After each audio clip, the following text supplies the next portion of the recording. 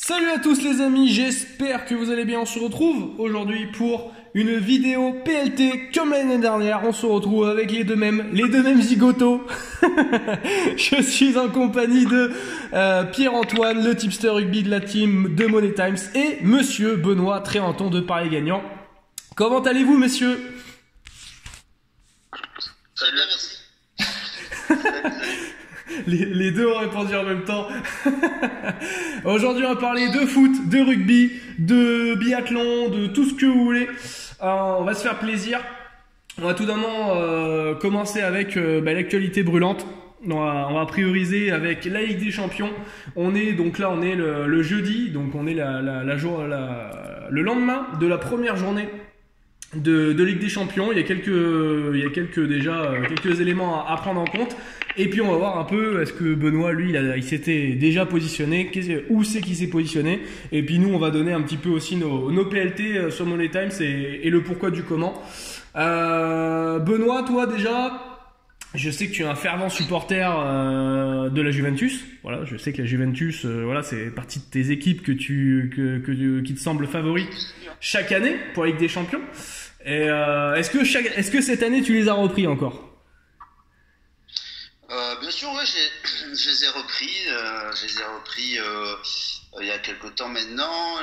La cote a un petit peu baissé. Ouais. Alors je les ai pris parce que l'effectif a pas vraiment changé. Et l'année dernière, ils sont fait éliminer par l'Ajax. Bon, c'était un peu la surprise. C'était un peu la grosse surprise. Mais j'estime qu'ils sont toujours aussi costauds avec De Ligt. Enfin, ça a fait un gros bruit et venu renforcer aussi la défense. Après, bon, j'aime pas trop leur nouvel entraîneur. Mais bon, écoute, ouais. on va faire avec. Ouais, ça arrive, ouais, c'est ça. Ouais, voilà.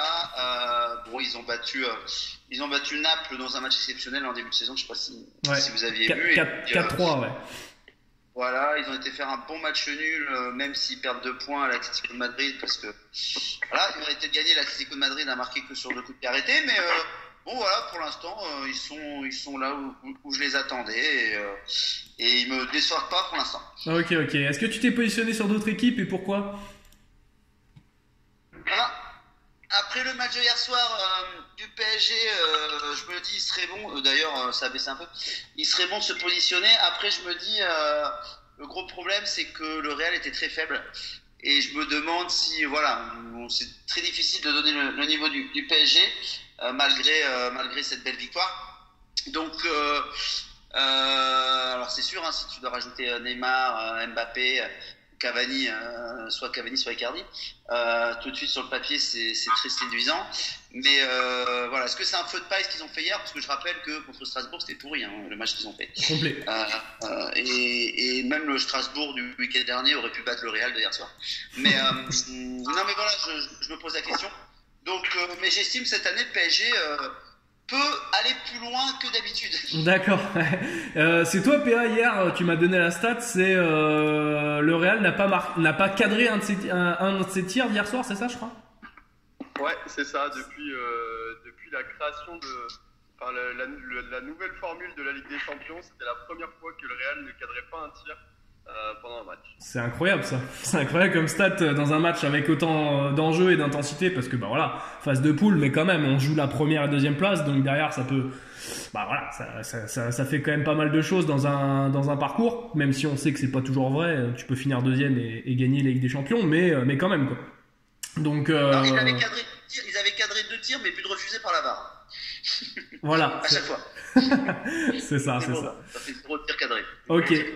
Toi, PA, est-ce que toi t'as des équipes qui, comme ça là, qui te parlent au-delà du PSG et de la Juve? Je sais pas, est-ce qu'un Barcelone alors je sais que Barcelone a fait 0-0 là à Dortmund. J'ai pas vu le match personnellement, mais c'est vrai que c'est étonnant de pas avoir vu forcément de but dans ce match-là. Quand on voit les effectifs de part et d'autre. Mais est-ce que, je sais pas, le FC Barcelone, est-ce qu'une équipe comme Chelsea, qui on les attend pas trop parce que voilà, ils ont leurs problèmes de recrutement. Voilà, je sais pas, est-ce que tu as d'autres équipes, ou Liverpool, récent vainqueur de Ligue des Champions, est-ce qu'ils peuvent réitérer leur exploit? Voilà.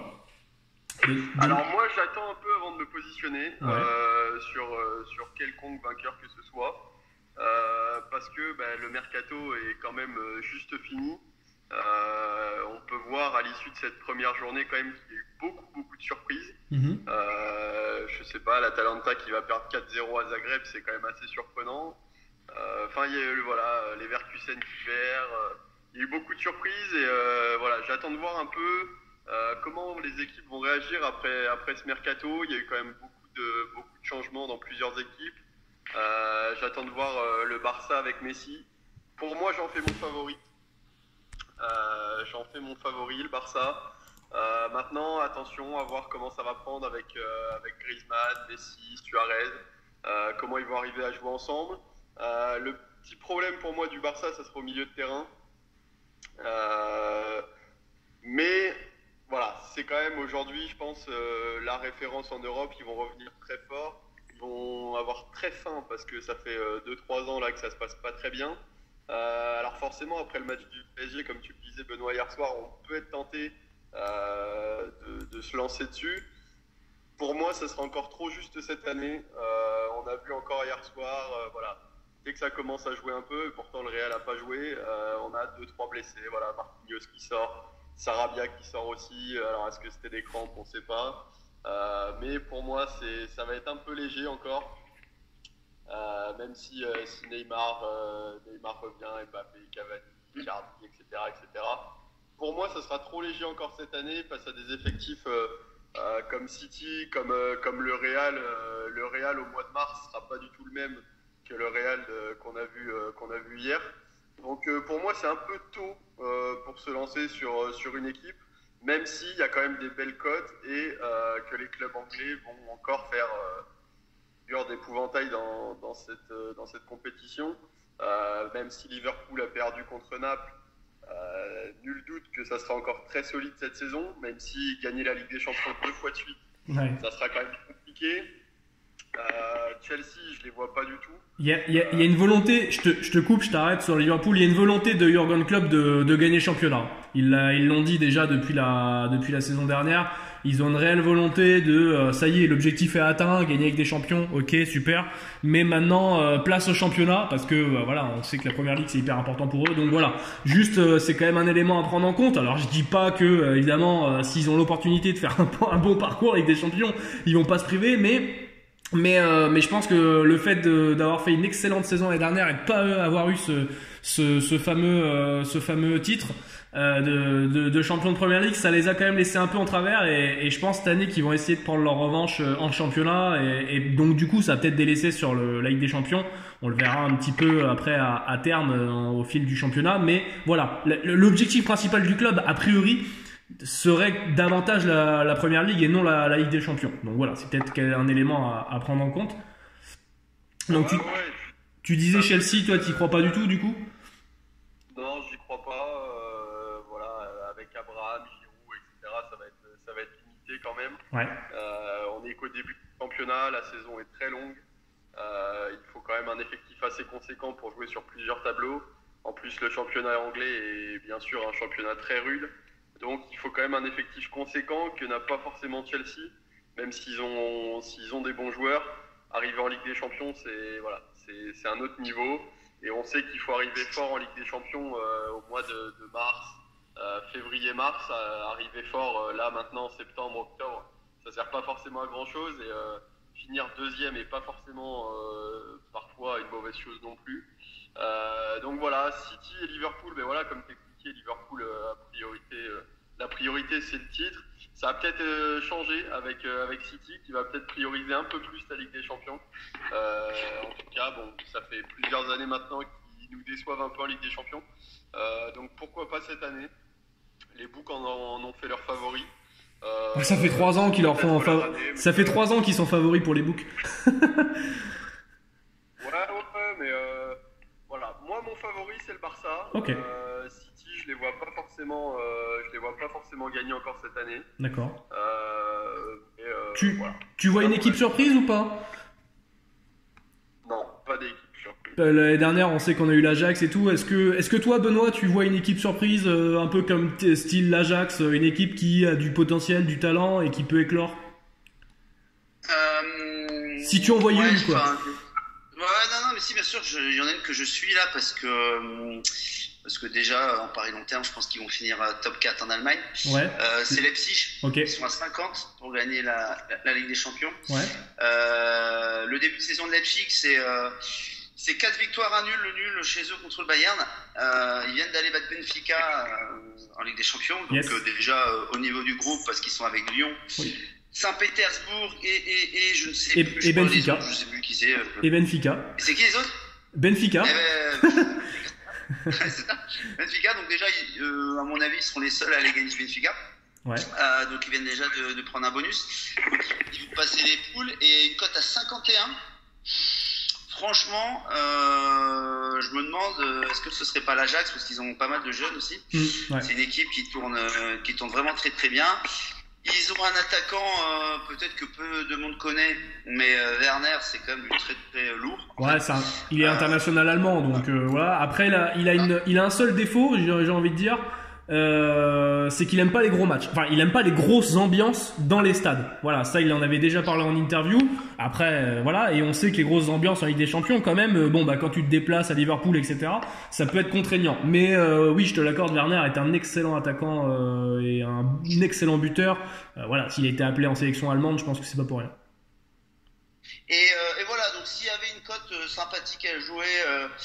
Parce que pour moi ils vont déjà passer les poules et puis après on sait ce qui se passe au tirage au sort. En plus ils finissent premier de leur poule, ils tombent contre un deuxième en face, ça peut laisser une autre chance de passer un autre tour. Ouais. Et après voilà, on sait un match aller-retour, bien sûr, ils peuvent créer l'espoir et ça peut faire une Arsenal, une cote de 50, je trouve la cote un peu exagérée. Ok, ouais, je suis un peu de ton avis. C'est vrai que Zénith fait partie un peu de ces équipes où c'est bourré de talent, il y a beaucoup de jeunes, ça peut éclore un peu style comme l'Ajax aussi, et il y a du Upamecano derrière aussi qui est très intéressant.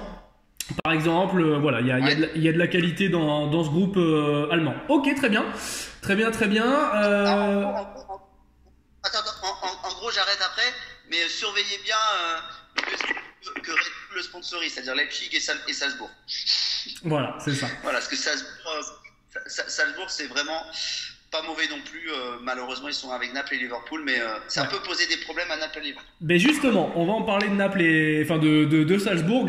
On va un peu donner nos quelques PLT qu'on a envoyé chez nous. Alors nous on a envoyé du Salzbourg ne se qualifie pas, justement. C'était une petite cote, hein. Alors on va vous proposer, c'est pas mal de petites cotes, d'accord, mais c'est des choses qui on a une forte chance de pouvoir passer. C'est donc la non qualification de Salzbourg, donc ça c'était un 1,23. Je pense que maintenant c'est plus dispo. Il y a la non qualification de Leverkusen aussi, ça c'était un 1,28. Enfin, je pense que vu le groupe, dans le groupe D, c'est plutôt aussi intéressant. Il y avait le fait que le Zénith ne gagne pas leur groupe et ne se qualifie pas aussi, donc ça c'est pareil, ne se qualifie pas, c'était un 1,48. Ok, le groupe est homogène, mais pour nous, Benfica, Leipzig et Lyon se détachaient quand même pas mal de la surface, et on a vu l'équipe du Zénith qui était quand même fatiguée face à Lyon déjà, et voilà, ça manque un peu de liant dans cette équipe, et dès que ça accélère un peu, c'est vite un peu perdu. Et ça pourra pas jouer à 10 derrière toute la compétition. Donc voilà, on les voit pas forcément se qualifier. Et ça va dans le sens que tu disais, Benoît, avec Leipzig par exemple et Lyon et ou Benfica. Pour la qualif. Après, il y a cette équipe de Prague qui, assez étonnamment, a été chercher le point du nul et qui aurait pu rêver de mieux dans ce match-là à l'Inter Milan. Ils ont, on va dire, dominé, enfin, ils ont dominé, on va dire, leur match. Ils ont été offensifs. Et c'est une équipe qui a déjà accroché Séville l'an dernier, qui avait accroché aussi très durement Chelsea. Et Chelsea avait eu beaucoup de mal à s'en défaire l'année dernière en Europa League. Donc voilà, on la retrouve, cette belle équipe de Prague dans ce groupe-là avec Dortmund, Barça et l'Inter, donc compliqué. On les voit pas forcément passer, donc c'est pour ça qu'on a pris un petit under 2,5 de points. C'était à 2,12. Voilà, pour moi il y avait une belle value. Ils ont déjà pris un point, c'est vrai. Ils vont peut-être en reprendre un, mais derrière, je pense que contre Dortmund, Barça, etc., ça risque de prendre quand même volée. Donc voilà, pour nous il y avait une petite value. Et voilà, on avait pris un petit over 10 points et demi de l'Atlético. À 1,95. Donc voilà, ça c'est pareil, ça nous a paru aussi assez convenable dans le groupe avec Leverkusen, la Juve, On pense que l'Atlético et la Juve vont finir 1 et 2 et forcément vont gagner au moins 3 matchs et puis aller gratter des matchs nuls à droite à gauche. Donc voilà.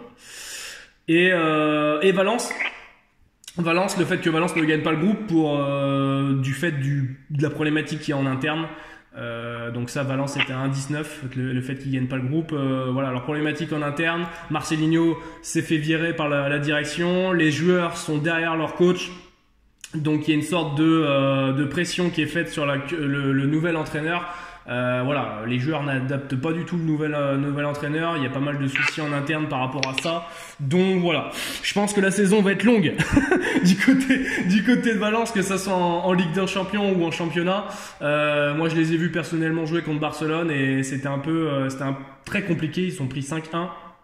Donc c'était très compliqué, même si en face c'était du lourd. Voilà, dans le jeu, ça manque de liant. Voilà un peu ce qu'on peut dire pour cette Ligue des Champions. On ne parlera pas de l'Europa League aujourd'hui. On va attendre un petit peu que les matchs se passent ce soir, justement. Est-ce que toi, Benoît, tu avais quelques trucs déjà en Europa League? Moi, je sais que j'aime pas forcément cette compétition du fait que y a les troisièmes de Ligue des Champions qui sont ensuite renvoyés en Europa League au cours de la saison. Donc évidemment, je sais pas, mais admettons si tu as du Dortmund qui finit troisième en Ligue des Champions, si tu as du Leverkusen, Salzbourg, voilà, ce genre d'équipe-là, Leipzig, etc. Tout de suite, ça biaise la compétition et ça change complètement la donne. Donc voilà, mais est-ce que toi, tu avais déjà vu quelques trucs, quelques équipes qui peuvent créer la surprise en Europa League ou pas du tout? Alors déjà, par rapport à tout ce que tu as dit, ouais. Si vous lisez bien entre les lignes, Rémi, je pense, si j'anticipe, j'aime bien le mot anticipation, oui. Ne voit pas Valence dans le top 4 espagnol. Je dis ça, voilà. Par exemple. Par rapport à tout ce que tu as dit, je pense. Par exemple. Je serais pas loin de prendre un pari comme ça. Voilà. Donc, l'Europa League. Alors, bon, moi je vais suivre un peu la compète, même si d'habitude je la suis pas. Bon, parce qu'il y a Rennes, voilà, c'est pas ma ville, mais ça fait partie de ma région, donc forcément je vais le suivre. En plus, bon, ils sont avec la Lazio le septième, bon, c'est pas gagné. Mais c'est très compliqué. Honnêtement, gardez votre argent, c'est très compliqué l'Europa League. On ne sait jamais la motivation des équipes. Alors, mine de rien, quand vous regardez les statistiques, ça fait quelques années que c'est un gros qui gagne. Voilà, il y a eu une fois une surprise, je crois, ou deux. Ouais. Mais depuis, je sais pas combien d'années, c'est toujours un gros qui gagne. Enfin, quand je dis un gros, c'est-à-dire une équipe d'un. Ouais, Chelsea, Manchester United, ouais. Voilà, c'est ça. Donc, c'est compliqué. Je pense qu'il y a mieux à faire avec son argent que d'essayer de viser une potentielle vainqueur d'Europa League. Ou alors, en fun, avoir une jolie cote. Ouais, on avait parlé de Krasnodar l'an dernier. on avait parlé de Krasnodar qui était à plus de 100 l'an dernier, si vous vous souvenez. Ah, mais ils n'ont pas démérité de mémoire. Non. Ils n'ont pas démérité, mais bon, voilà quoi. Ouais. Bon, cette année, franchement, je vois pas. Ouais, on est d'accord. Je vois pas grand chose. On est d'accord. PA, lui, je sais qu'il va suivre aussi cette compétition. Pourquoi? Parce que, en tant que supporter lyonnais, il va regarder Saint-Etienne se prendre des branlées. Et ça va lui faire plaisir. Ah non, PA, tu vas regarder quelle compétition va jouer Lyon à partir de janvier. Aïe. Est-ce qu'il faut vraiment que je réponde à cette attaque? Il pourrait y avoir un Saint-Etienne-Lyon après, ce serait bien. Ah vas-y, je déconne. Bah ouais, histoire qu'on passe un tour facilement, ça pourrait être sympa en effet. Voilà, ok. Alors, ça serait sympa de vous retrouver Non, la Ligue Europa, bon voilà, on va suivre un peu les clubs français. Plutôt Rennes que Saint-Etienne. Même si Saint-Etienne, voilà, on sera quand même derrière eux un minimum, on va dire, histoire qu'ils aillent loin, qu'ils aient des blessés, des suspendus. Non, des points UEFA, PA, c'est important pour la France. Là. Bon, allez, des points UEFA, si tu veux.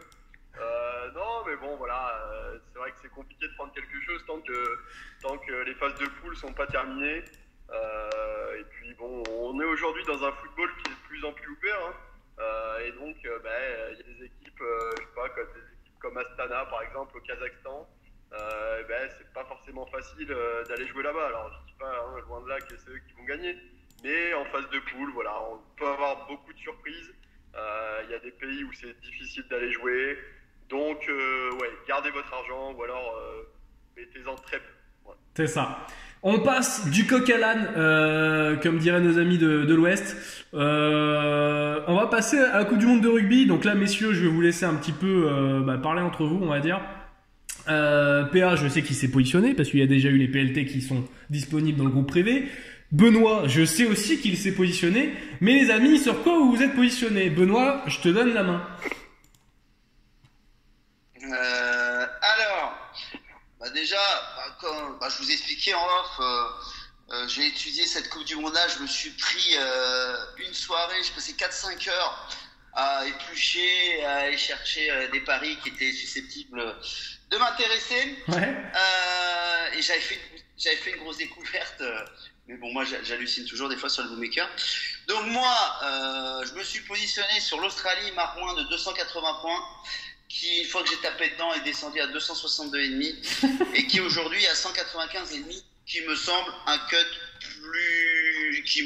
normal pour l'Australie. Donc j'ai 85 points d'avance par rapport au cut de l'Australie. Alors après, on va me dire les books sur des pros et tout, il n'y a pas de souci.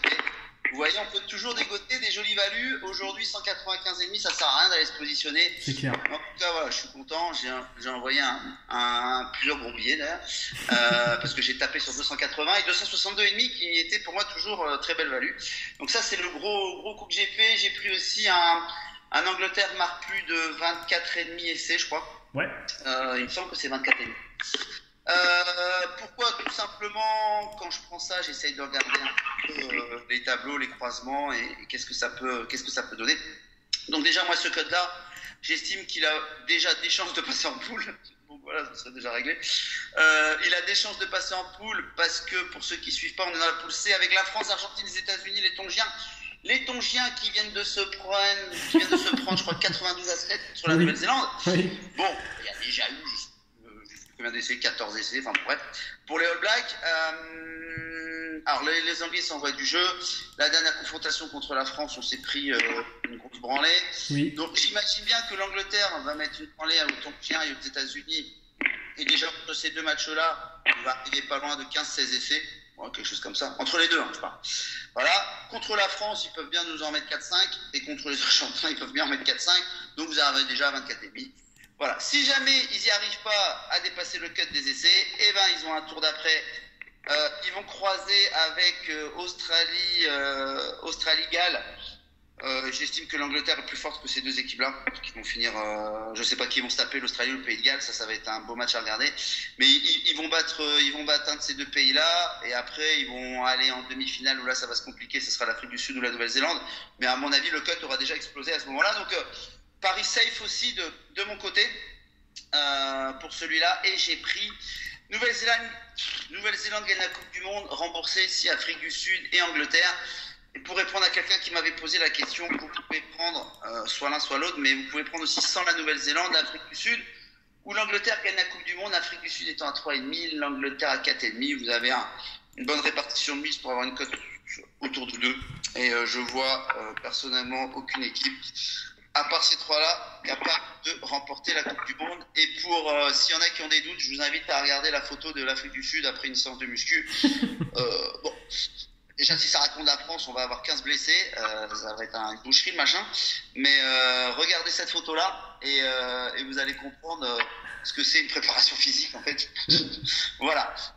Donc je vous ai lancé un peu pêle-mêle tout ça. J'ai pris aussi l'Angleterre finit premier de sa poule. À l'époque c'était un 40. Je trouve ça donné. Parce que je ne vois pas les Anglais perdre contre la France ou l'Argentine. Et prochainement, j'ai pris aussi en sec Irlande contre Écosse. Parce que pour moi, il y a une classe d'écart entre les Irlandais et les Écossais. Et je ne toucherai pas au dernier match Japon-Écosse. Sachant qu'il y a quelque chose à faire, sachant que les Japonais, ils sont pas cons. Ils ont laissé que 4 jours de repos à l'Écosse. Au moins, ils en auront 6. Ils sont pas bêtes, les Japonais. Donc, au niveau de la fraîcheur, ça peut jouer. Voilà, je t'ai lancé tout ça un peu pêle-mêle. Et attention, si j'ai un mini billet, une mini piécette à mettre sur une surprise, ce serait peut-être les Fidji qui passent au second tour. Ils sont avec l'Australie et le Pays de Galles. Parce que quand je regarde les différentes poules, c'est la seule surprise que je verrai. Sachant que si Japon passe au second tour, c'est pas vraiment une surprise parce qu'il y a déjà plein de monde qui s'est positionné dessus. Voilà, ça va être le dernier match des phases de poule. Japon, Écosse. Voilà pêle-mêle un petit peu tout ce que j'ai pris, tout ce que j'ai vu. Ok, très bien. PA, je voulais te lancer sur une équipe et puis après tu pourras directement interagir avec ce que disait Benoît sur les différents PLT qu'il nous a proposé. Je te parle du Pays de Galles. Pourquoi je te parle du Pays de Galles? Parce qu'il y a une info qui est tombée récemment sur le Pays de Galles et je vais te laisser la raconter. Et pour moi, c'est une info qui est très très très importante et qui rabat quelques cartes. Ouais. Comment dire? Avant de parler du Pays de Galles, je voulais juste répondre à Benoît. Pardon. Je voulais juste répondre à Benoît sur son PLT, sur le nombre d'essais marqués par les Anglais. Moi, j'ai pris aussi 25,5 plus de 25,5 pardon, à 1,95. Donc je suis complètement d'accord avec lui. Les Gallois. Alors, pour revenir sur les Gallois, moi, c'est une équipe que j'ai beaucoup de mal à appréhender. Ça fait 2-3 ans maintenant que j'ai beaucoup de mal. Donc, ce qui vient de se passer, c'est que Rob Howley, l'adjoint de Warren Gatland, a quitté son poste tout de suite, là, avec effet immédiat, car il a été pris dans un scandale qui nous concerne tous, qui est un scandale concernant les paris sportifs. Donc il y a une enquête qui est en cours et donc en fait l'adjoint de Warren Gatland est accusé d'avoir violé, on va dire, le règlement de World Rugby qui stipule que les entraîneurs ont interdiction de jouer sur les paris sportifs, hein, que ce soit de près ou de loin dans leur famille, que ce soit eux, leurs cousins, leurs copains, machin, etc. Un peu la même histoire qu'il y avait eu avec Karabatic. Donc il y a une enquête qui est ouverte. Bon, pour l'instant, il a le bénéfice du doute. Maintenant, à voir comment ça va se passer, la suite des événements. Mais les Gallois, c'est une équipe que j'ai beaucoup de mal à appréhender. C'est une équipe qui, quand même, a bénéficié d'un calendrier assez favorable pour les 6 nations. Mais malgré tout, ils ont quand même une sacrée équipe, les Gallois. Avec une défense de fer. Voilà, ça sera très compliqué à les brasser. Il y a un match Australie-Pays de Galles, comme tu disais, Benoît, qui va être assez sympa à regarder. Mais cette poule, finalement, est la poule peut-être la plus indécise avec les Fidji, mais qui, pour moi, seront un cran en dessous quand même. Les Fidji, ils ont, on va dire, ils ont entre 15 et 17 joueurs. Donc, il ne faut pas qu'il y ait de casse pendant la Coupe du Monde. On sait qu'il va quand même y avoir un rythme assez important pendant cette Coupe du Monde. Donc voilà, il ne faudrait pas qu'il y ait de casse, etc. du côté des Fidjiens. Mais c'est vrai que quand on voit sur le papier la ligne d'arrière qui va être mise en place, bon, c'est assez intéressant. On a beaucoup de joueurs de top 14 qu'on connaît bien. Donc attention à ces Fidjiens. Mais oui, j'ai envie de dire comme les Japonais, c'est pas vraiment une surprise. Beaucoup de monde a pris les Fidji aussi. Donc voilà, moi je vois pas forcément beaucoup de surprises. Sur le vainqueur de la compétition, Benoît disait Nouvelle-Zélande remboursée si Afrique du Sud et Angleterre. Est-ce que tu le rejoins par rapport à ça? Ouais, complètement. De toute façon, c'est assez compliqué d'aller à l'inverse de ça. J'ai enlevé l'Afrique du Sud perso.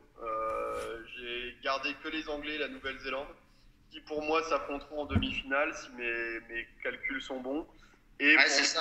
Le vainqueur de cette demi-finale sera le vainqueur de la Coupe du Monde.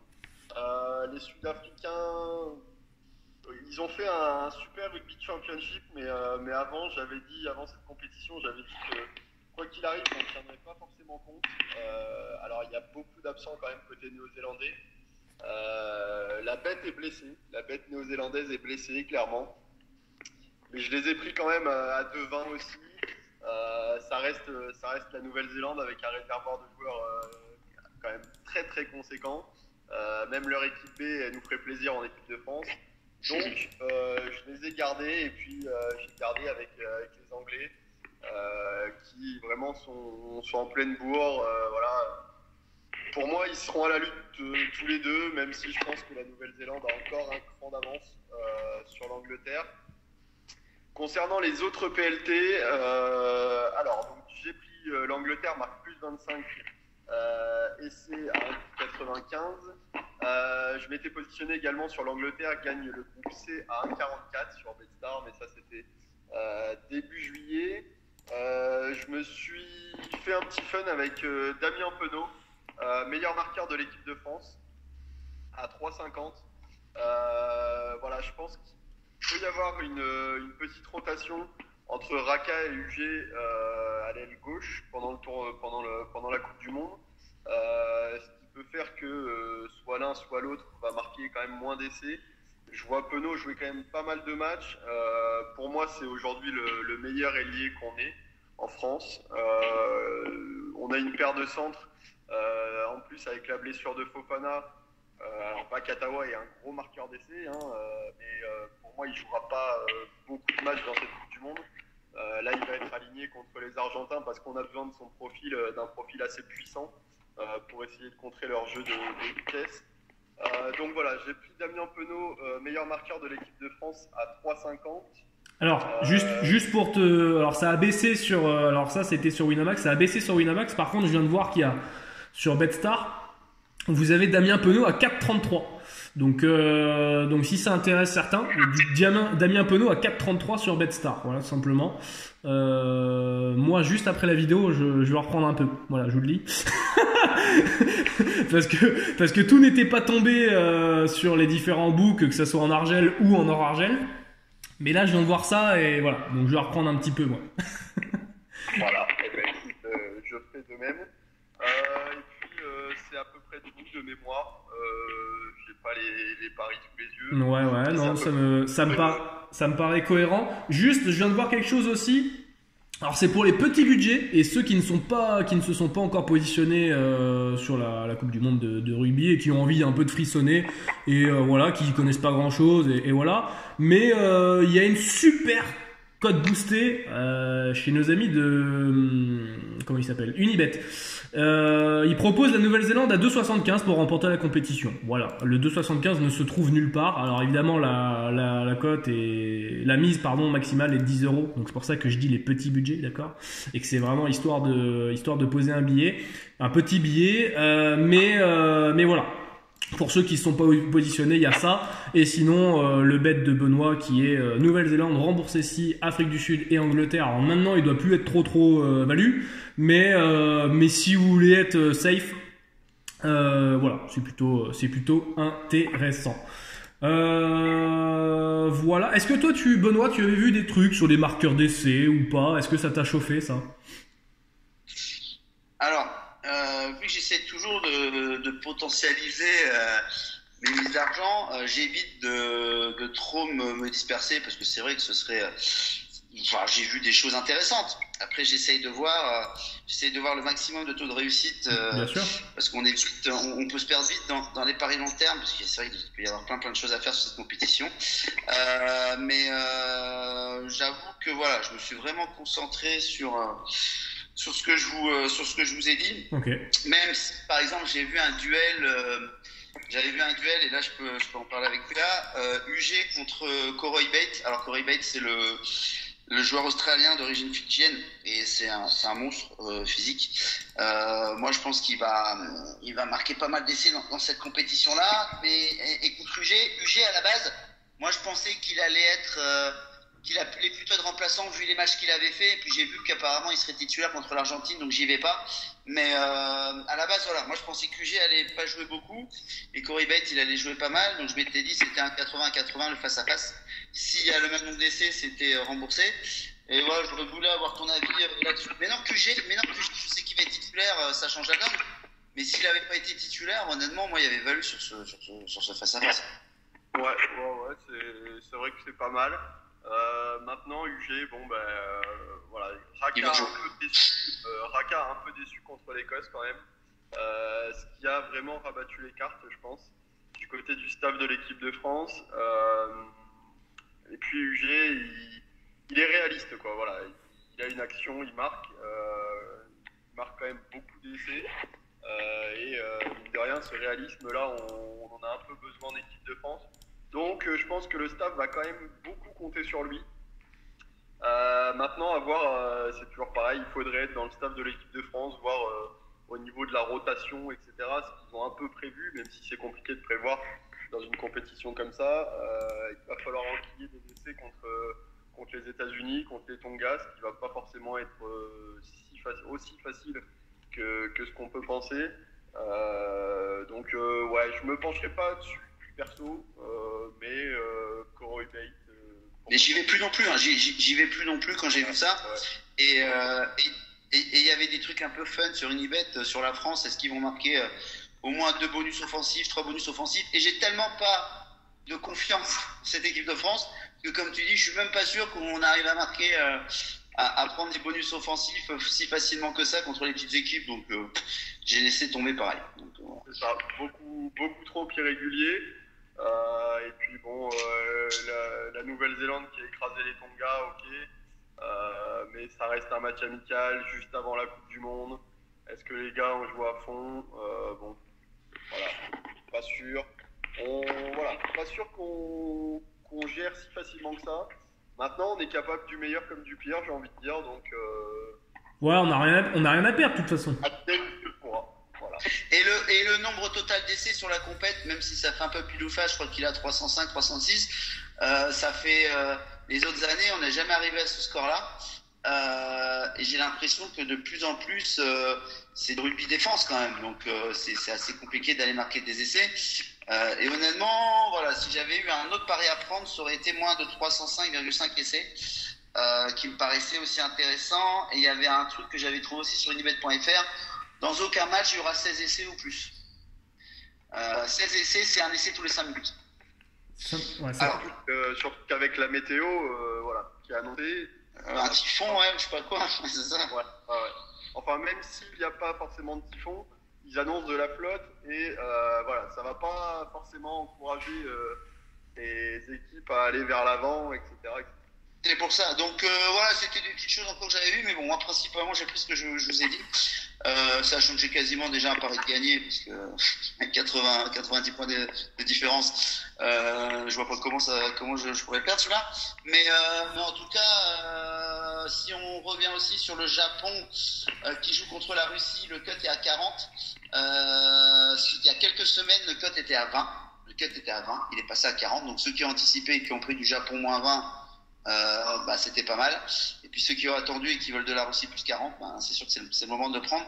Sachant qu'il y a un an, il y a eu un Russie-Japon avec 5 points d'écart en Russie. Et c'est pour ça qu'il y a beaucoup de monde qui va sur la Russie. Bon, après, c'est un premier match, il peut tout se passer. Honnêtement, sur ce match-là, je prends rien.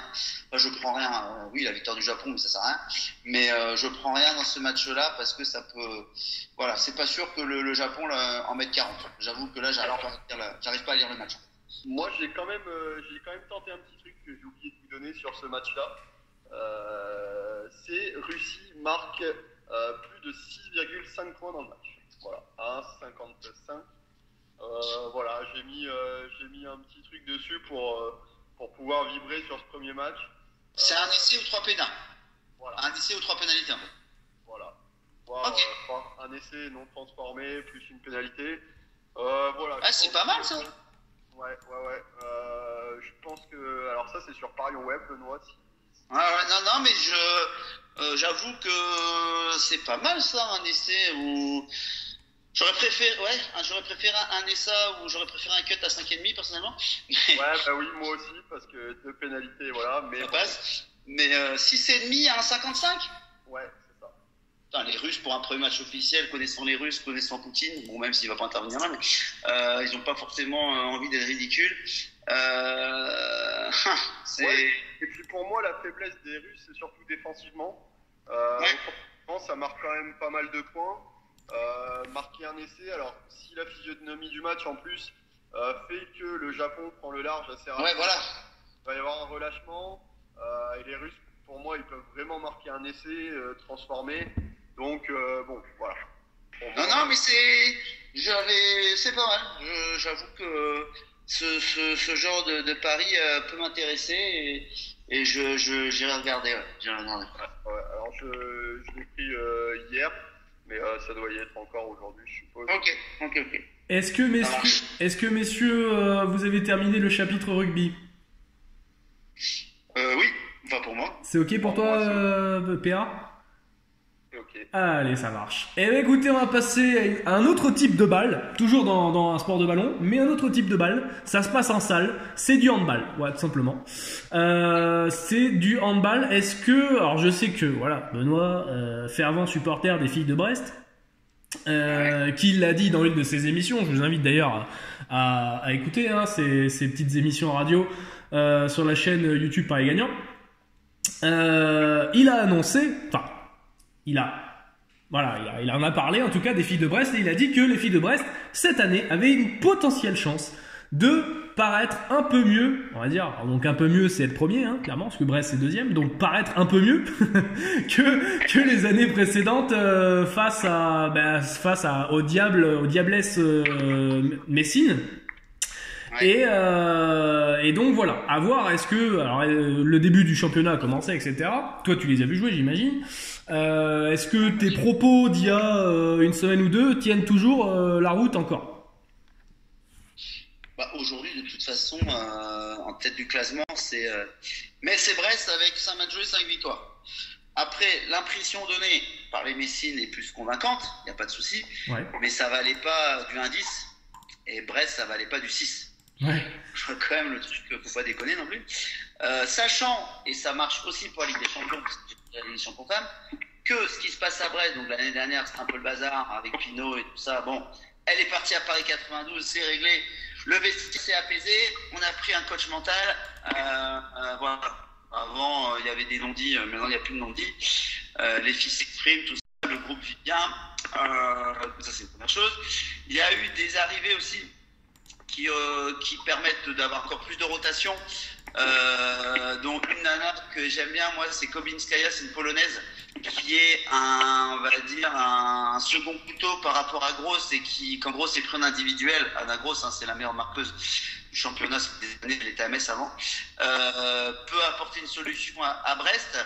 Et il y a aussi d'autres joueuses comme Niakate, il y a Minevskaya qui vient aussi. Alors c'est marrant, mais Kominskaya et Minevskaya viennent jouer tous les deux en Allemagne dans le même club. C'est c'est Miltingen, je crois, un truc comme ça. Donc elles se connaissent. Et puis surtout, on a récupéré Toft, la gardienne de l'équipe de Suède, du Danemark, qui avait été une meilleure gardienne, pas au dernier Euro, mais à l'Euro d'avant. Elle est monstrueuse dans les buts, franchement, elle est très forte. Mais surtout ce que les Boucs, voilà, c'est ça que je voulais revenir, n'ont pas pris en compte, c'est qu'on a deux joueuses, dont une gardienne, la deuxième gardienne de l'équipe de France d'Arleux, qui est enceinte, qui va accoucher et qui va revenir en février ou mars. Okay. Et Bella Gulden, qui était avant son accouchement la meilleure meneuse de jeu du monde, et qui a accouché et qui, voilà, je vous donne des infos, qui veut absolument reprendre vite l'entraînement. Mais le staff essaie de la freiner un peu parce qu'elle veut vraiment donner à Brest, rendre à Brest ce qu'elle n'a pas pu faire l'année dernière et dire que merci au club de leur avoir fait confiance. Ouais. Parce que c'était pas du tout prévu dans les plans du président Gérard Lecin qu'elle accouche. Bon, c'est comme ça. Elle en a le droit, c'est une femme, mais bon, ça te fout des plans en l'air quand même. Donc là, elle veut revenir à fond. Et ce que les Boucs n'ont pas compris, c'est que en fin de championnat, pour ce qui va être top, et pour le deuxième tour de la Ligue des Champions, parce que je pense qu'on va passer le premier, bon, on va récupérer Bella Gulden, on va récupérer Darleux. Sur le papier, on va avoir une équipe monstrueuse et petit souvenir de l'année dernière, et c'est sur ça que je m'appuie aussi. Premier match de la saison de Ligue des Champions l'année dernière, il y a un Brest-Rostov. À 10 minutes de la fin, 12 minutes de la fin, on gagne de 5 buts contre Rostov. Bella Gulden se blesse à la voûte plantaire. Elle sort, Rostov revient et fait match nul. Si Bella Gulden ne se blesse pas, on gagne le match contre Rostov. Rostov qui a perdu en finale Ligue des Champions contre Győr d'un but.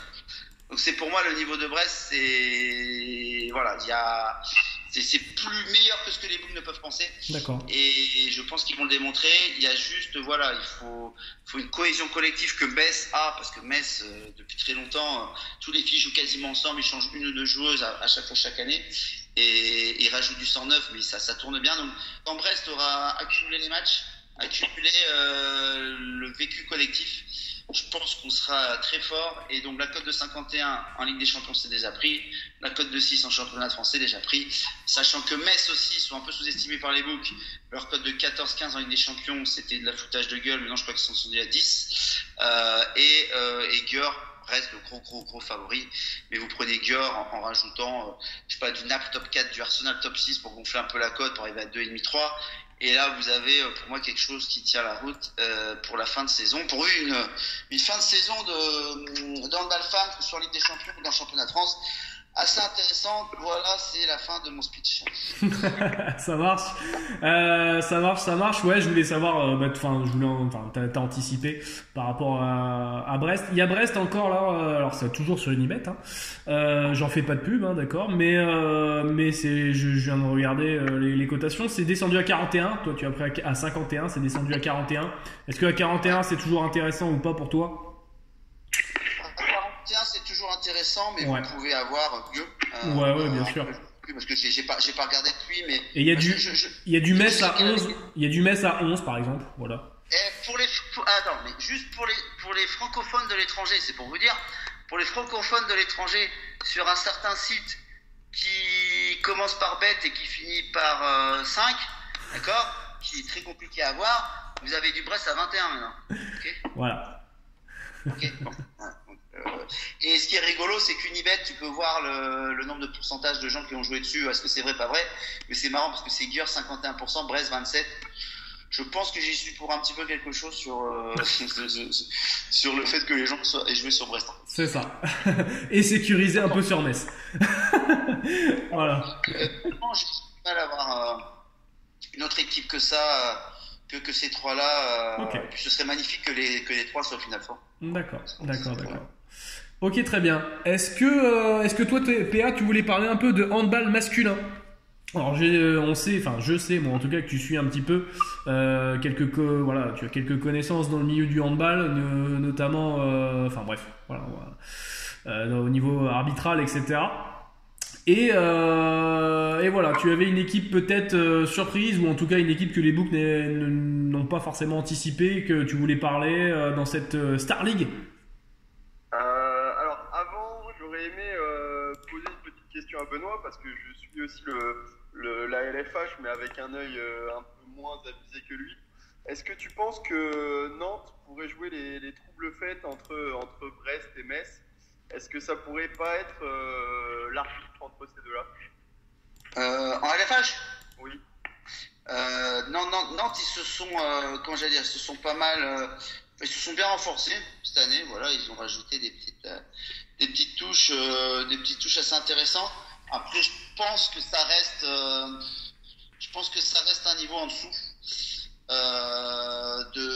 de Metz et de Brest, mais je les mettrais. Voilà, ils seront dans le top 4, pardon. Je parle anglais, top 4 chez les femmes. Je les vois bien finir top 4 parce que l'effectif est là. Après, voilà, je te dis, là pour l'instant, ils sont à 3 victoires de défaite. 3 victoires de défaite, même s'il me semble que dans le tas, tu as une défaite contre Metz. Bon, voilà. Mais ça reste quand même un cran, en dessous, pardon. Ouais, ça fait partie des équipes en France qui montent et voilà, qui sont intéressantes à suivre. T'as eu un 27-32 pour Metz en début de saison à Nantes, mais c'est pas ça qu'il faut regarder, c'est le 19-11 à la mi-temps qu'il faut regarder pour Metz. Ça te prouve encore l'écart, et après Metz a déroulé, à laisser revenir, on a fait tourner pour moi. Mais il y a encore un bon écart entre Metz et Nantes, plus restreint entre Brest et Nantes, mais il y a encore un écart. Ok, pas de problème. Juste avant que tu interviennes sur les garçons, on va rester sur les femmes. Est-ce que toi, Benoît, tu as, parce que je viens de voir, j'avais pas fait attention, il y a les mondiaux de handball féminin en fin d'année. Ouais. Au Japon encore. Est-ce que décidément les Japon, il y a pas mal de compétitions cette année là-bas. Est-ce que toi tu t'es déjà positionné ou non, ou est-ce que pour l'instant c'est beaucoup trop, parce que j'imagine que les sélections doivent pas être encore établies, etc. Donc ça doit être un peu compliqué. Je vois qu'il y a 3 favoris qui se détachent là. Ouais. c'est toujours les mêmes. Mais non, pour l'instant, je me suis pas positionné dessus. D'accord, ok. Alors, il me semble qu'il y a quand même une info qui est sortie là. C'est qu'Alexandra Lacrabert serait forfait, il me semble. Ouais, mais pour les matchs internationaux amicaux, là. Ouais. Ah, ok. Ok, c'est qui cette joueuse? Enfin, elle est partie de quelle équipe pour les personnes qui connaissent pas le handball? Elle joue à Fleury, c'est la meilleure joueuse de Fleury. Ok. C'est une joueuse qui compte. C'est une joueuse pardon, qui compte en équipe de France. Mais ouais, là j'ai vu passer ça aussi. Elle est out là elle est out pour les matchs amicaux. Ok. D'accord. Bon, c'est intéressant. Du coup, la Star League, mon ami PA, est-ce que toi tu y vois quelque chose? Bah écoute, j'ai un peu changé mon fusil d'épaule depuis hier soir. Ouais. On en a déjà parlé tous les deux. Moi, j'avais pris Nîmes sur le podium. Nîmes sur le podium, c'était à 30 en début de saison. Malheureusement, ils ont perdu hier soir contre Créteil. Ça m'a fait un peu mal. Ils ont battu Montpellier le week-end d'avant dans leur salle. Un match vraiment très disputé, un match assez exceptionnel dans une ambiance de fou. Très difficile d'aller gagner à Nîmes. Il y a eu un relâchement visiblement hier soir, j'ai pas pu voir le match. Mais il y a eu relâchement, j'avais pris non, et ben écoute, après on a un championnat, voilà, à l'image un peu de la LFH, on a le PSG qui est assez loin devant. Suivent Montpellier et Nantes qui devraient finir 2 et 3. Plutôt dans l'ordre que j'ai donné d'ailleurs, avec Montpellier devant Nantes. Et après, on a quand même une classe d'écart avec les autres. Même si pour moi, Nîmes pouvait espérer mieux. À voir comment va se dérouler la saison. Hein. On est quand même qu'au début de saison, donc il n'y a rien de fait. Ouais. Avec leur défaite hier soir à domicile va quand même les handicaper. Donc voilà, pas grand chose à dire sinon, à part que la logique devrait être respectée comme au handball féminin. D'accord, ok, très bien. On va changer de sport de ballon parce qu'il y en a marre un peu et on va aller un peu dans la poudreuse. Et oui, le biathlon, ça va repartir les amis, les sports d'hiver. On a eu l'annonce de Marcel Hirscher pour ceux qui se sont intéressés au ski. Ski alpin, Marcel Hirscher ne fera pas la saison prochaine. Il a pris sa retraite. Mais je vais pas vous parler de ça. Ceux qui nous connaissent et qui suivent un peu nos émissions savent un petit peu que j'aime le biathlon. Chaque année, ça me fait un petit peu gagner de l'argent et mon portefeuille lui remercie. Et il y a une annonce, il y a une info qui est passée et que j'ai passé d'ailleurs à Benoît et à PA. Cette info, c'est le fait que Johannes Beu risque, en gros, je vous la fais assez courte parce qu'il y a un article qui est sorti par rapport à ça, mais il va rater potentiellement la bonne majeure partie de la saison. Jusqu'à au moins janvier, voire peut-être ne pas du tout faire la saison, c'est possible. Et voilà. Donc ça, moi, ce que j'en dis et ce que j'en pense, c'est que Johannes, pour moi, il a établi l'objectif qu'il avait à atteindre, c'est-à-dire devenir champion du monde devant Martin Fourcade. L'année dernière, on a vu un Martin amorphe. On va dire couché sans set battu et voilà. Martin arrête pas de dire depuis quelques semaines, mois maintenant presque, que il est à fond, qu'il est dedans, qu'il a faim, qu'il a la dalle, qu'il a envie de revenir, qu'il a envie de montrer à tout le monde que c'est lui le renouveau boss du biathlon après une dizaine d'années de domination, hein, quasiment. Et donc voilà. Et donc pour moi, je me suis positionné, je vais vous le dire, je me suis posé sur Martin Fourcade gagne donc le classement général, ainsi que Quentin Fillon-Maillet. Pourquoi Quentin Fillon-Maillet? Parce que on a vu qu'il a fait une excellente fin de saison l'an dernier. Il est en train de vraiment pousser le biathlon français dans ses retranchements. On croyait que la hiérarchie c'était Martin et puis Simon Destieux, mais pas du tout. Quentin Fillon-Maillet sur les courses courtes comme le sprint ou la poursuite, il est très très très costaud. Au tir, il a eu une grosse progression.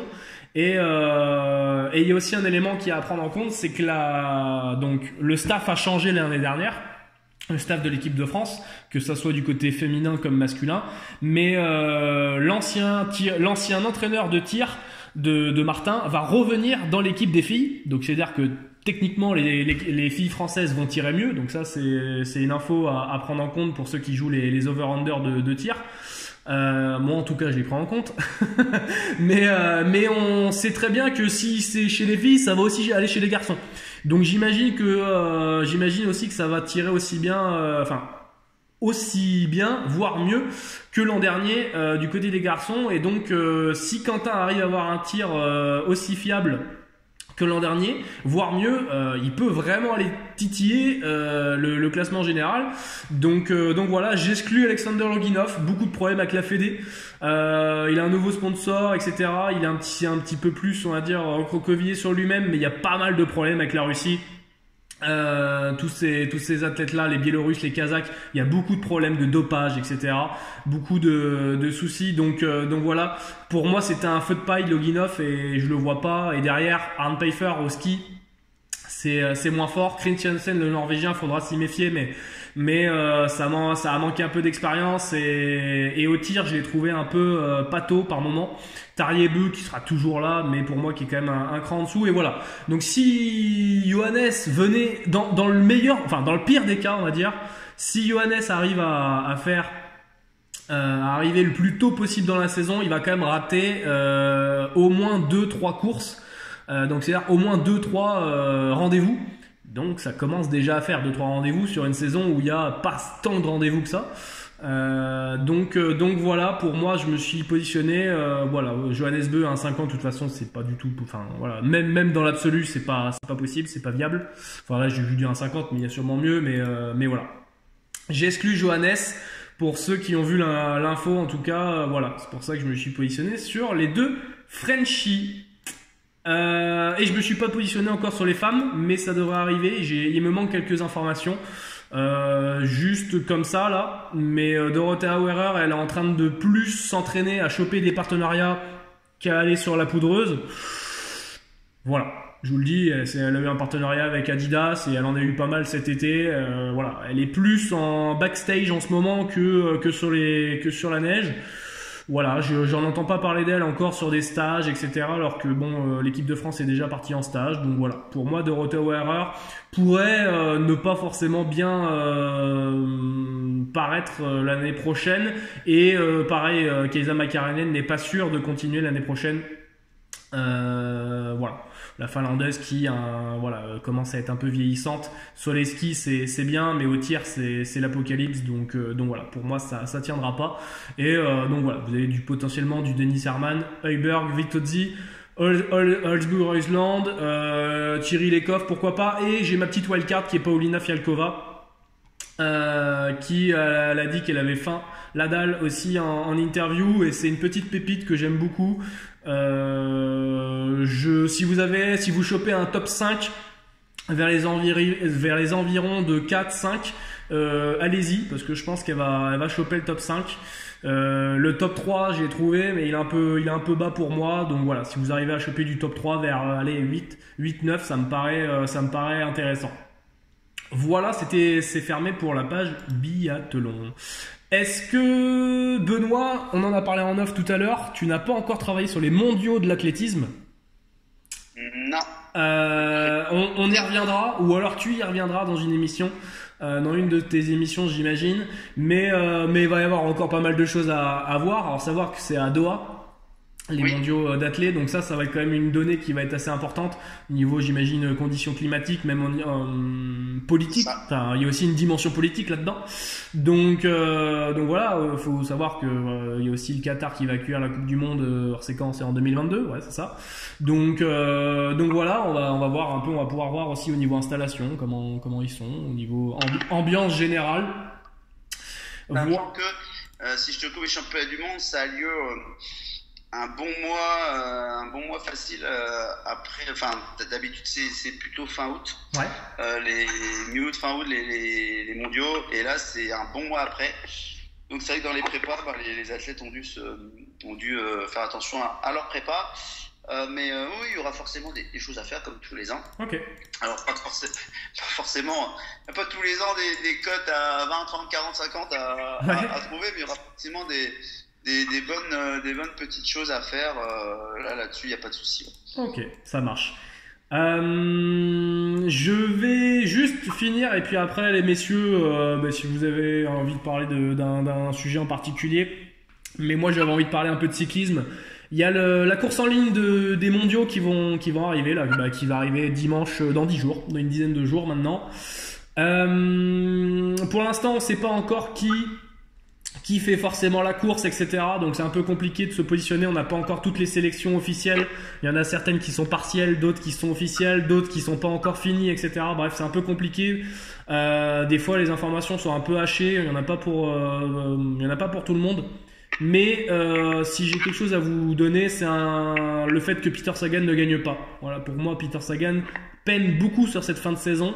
Je l'ai pas trouvé tranchant dans ses sprints et dans ses dernières courses récemment. Voilà, pour moi, Julien Alaphilippe fait beaucoup, joue beaucoup avec les médias et dit beaucoup de choses, dit voilà, c'est que du bonus, etc. Mais rappelez-vous, sur le Tour de France, quand il disait que c'était du bonus, le lendemain, il gagnait l'étape. donc voilà, Julien, je l'ai vu là récemment, c'est quand même encore bien solide, il a encore des cannes. Il y a l'excellentissime Mathieu Van Der Poel, jeune pépite du cyclisme mondial qui bien sûr fait figure de favori. Et derrière, ça reste un cran en dessous, mais faut pas exclure des mecs comme Valverde, etc. Même si ça sort de la Vuelta. Et j'avais aussi quelque chose à noter. Et à vous dire, c'est que par rapport au JO de l'année prochaine, il va y avoir des délais qui vont être réduits, donc des délais de récupération entre le Giro, donc le Tour d'Italie, et le Tour de France. Donc au lieu d'avoir 8 semaines de récupération, les coureurs qui veulent s'aventurer à faire et Giro et Tour de France, ils auront que 5 semaines de récupération. Donc les amis, si vous voulez prendre un vainqueur de Tour de France, mais que vous savez que ce même mec-là fait le Giro, eh ben allez-vous-en. Voilà, c'est juste ce que j'ai envie de vous dire. Allez-vous-en. Moi, je sais que, par exemple, Benoît, je sais que tu t'es positionné sur Remco Evenepoel, qui a bien chuté. Écoute, mais qui apparemment le fera pas. Voilà, c'est pas dit qu'il le fasse, donc j'espère pour toi qu'il le fera, mais j'espère surtout qu'il fera pas le Giro. C'est surtout ça la problématique. Donc voilà les amis. Alors il y a le temps, hein, là c'est une grosse anticipation, hein, parce que le Giro c'est au mois de mai, donc il y a 9 mois. Ça laisse le temps de faire des gosses, mais mais voilà les amis, il y a beaucoup de transferts aussi en ce moment. On est dans une grosse période de mercato. Carapace qui est parti à Ineos. Il y a plein de mecs revanchards comme Landa, Pouls qui sont partis à la Bahreïn par exemple. Enfin voilà, il y a plein de mouvements, donc faudra revoir tout ça à plat. Arkea, ça aussi. Voilà, il y a Quintana, Arkea. Il y a pas mal de choses à voir. Il y a aussi là de toute façon il reste plus grand chose. La saison de cyclisme va pas tarder. Bernal a dit qu'il ferait pas les mondiaux, mais par contre il reste une grosse course. Et la grosse course c'est le Lombardie. Course qu'avait gagné l'an dernier Thibaut Pinot, on va dire grâce à sa fraîcheur par rapport aux autres coureurs. Et j'imagine que si Bernal fait pas les mondiaux, c'est qu'il a en tête le Lombardie. Et on a vu qu'il était encore en forme, donc voilà. Si vous avez un Bernal gagne la Lombardie vers 20-30, bon. Peut-être poser la pièce, faudra voir, hein, évidemment, là je vous dis ça comme ça, mais de facto à 20-30 ça vaut peut-être son petit coup de poser sa pièce. Voilà un peu, je ferme la page pédale. Voilà les amis. C'est bizarre comme ok. Ouais, pour terminer comme ça, je trouvais ça bien, mais bon, voilà, c'est pas grave. Les amis, écoutez, est-ce que vous avez d'autres marchés, d'autres sports que vous voulez parler? Il y a la NBA aussi, mais la NBA, voilà, il y a encore un mois. Moi, je me suis déjà positionné, mais voilà, on en reparlera dans d'autres vidéos. On aura le temps encore d'en parler. Voilà, il y a quelques trucs à faire, à prendre. J'ai encore vu quelques trucs, mais voilà, il y a pour l'instant, on va dire chaque chose en son temps. Non, mais on a fait quand même un grand tour. Oh, je pense qu'on a fait un bon tour de l'actualité. Ouais. C'est ça, on n'a pas parlé de tennis. Non, après c'est la fin de saison. Qui c'est qui va devenir numéro 1 à la fin de la saison? On verra. C'est pas quand on a vu les comment dire. Quand on a vu les fins l'US Open avec Rafael Nadal qui a fini sur les genoux, sur les rotules, et Djokovic qui a fini aussi avec une épaule blessée, etc., qui est parti se ressourcer en Bulgarie. Bref, voilà, il y a beaucoup d'interrogations. Là, on est en période de Laver Cup et tout, donc voilà, une petite exhibition pour toucher des thunes. Donc, donc voilà, la fin de saison, ça va être tranquille. Pas grand chose à dire. Tournée asiatique, Masters de Paris et puis ensuite le Masters de Londres. Donc voilà, on verra pour se positionner. Toujours particulier les fins de saison au tennis. Il y a des mecs qui sortent de nulle part généralement. Donc à voir. Un Dimitrov pourrait être une belle wildcard par exemple. Voilà, juste comme ça, vu la demi-finale qu'il a fait à l'US Open, à voir s'il peut pas continuer sur cette fin de saison. Voilà les amis. Est-ce que vous avez tout dit vous? PA, pour moi aussi. c'est ok. Ça marche. Ben les amis, j'espère que cette vidéo vous l'avez appréciée. N'hésitez pas à lâcher votre commentaire si vous voulez des avis, si vous avez des questions, si vous voulez interagir par rapport à ce que Benoît il a dit, ce que PA a pu dire sur la Coupe du Monde de rugby notamment, la Ligue des Champions, etc. N'hésitez pas aussi à donner vous vos propres paris long terme si vous voulez en bas de cette vidéo. Et puis voilà, les amis, Benoît Trenton, si vous voulez le retrouver, c'est sur la chaîne Paris Gagnant. Et nous, tout est en description les amis, money-times.net pour nous rejoindre dans le groupe privé. Voilà, salut à tous les amis, ciao ciao. Ciao, ciao. Salut.